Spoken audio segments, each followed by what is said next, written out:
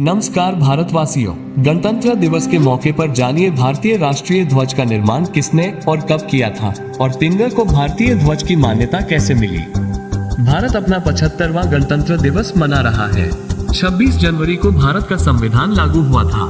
इस दिन देश की राजधानी दिल्ली में कर्तव्य पथ पर परेड का आयोजन किया जाता है। अलग अलग झांकियों का प्रदर्शन किया जाता है। इस परेड में देश की तीनों सेना जैसे थल सेना, जल सेना और वायुसेना भी शामिल होती है। देश के राष्ट्रपति तिरंगा फहराते हैं, लेकिन क्या आपने सोचा है कि भारतीय तिरंगे का क्या इतिहास है? इसे किसने बनाया? इसमें शामिल रंगों का क्या महत्व है? जानिए तिरंगे झंडे से जुड़ी रोचक बातें। ये है राष्ट्रीय ध्वज की जर्नी। चलिए वीडियो को शुरू करते हैं।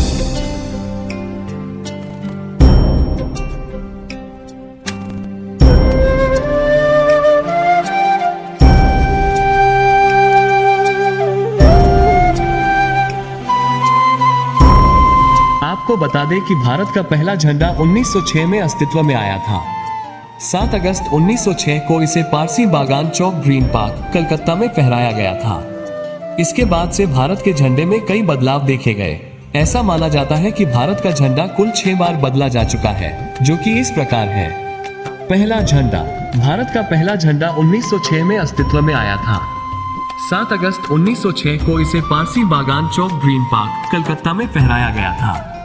इस झंडे में 3 रंग, हरा, पीला और लाल रंग की पट्टियां देखने को मिलती हैं। इसमें बीच में वंदे मातरम लिखा हुआ था।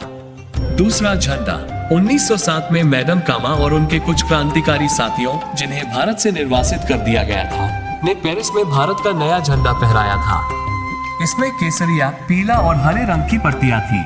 तीसरा झंडा। 1917 में डॉक्टर एनी बेसेंट और लोकमान्य तिलक ने एक नया झंडा फहराया। इस झंडे में 5 लाल और 4 हरे रंग की पट्टियां थी। इसके साथ ही इसमें सप्तऋषि को दर्शाते 7 तारे, अर्ध चंद्र और सितारे थे। बाएं साइड कोने में यूनियन जैक भी था इस झंडे में। चौथा झंडा। 1921 में ही भारत को अपना चौथा झंडा भी मिल गया। अखिल भारतीय कांग्रेस कमेटी के सेशन के दौरान आंध्र प्रदेश के एक व्यक्ति ने महात्मा गांधी को ये झंडा दिया था।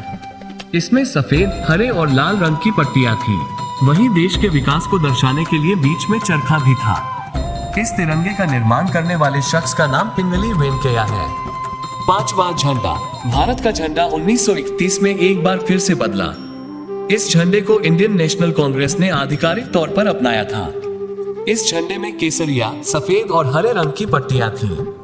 हालांकि चरखा इस बार भी केंद्र में था। तिरंगा झंडा। 1931 में बना झंडा ही आज के वर्तमान भारतीय तिरंगे से काफी मिलता जुलता है। हालांकि 1947 में इसमें थोड़ा संशोधन करते हुए चरखे के स्थान पर अशोक चक्र को रखा गया।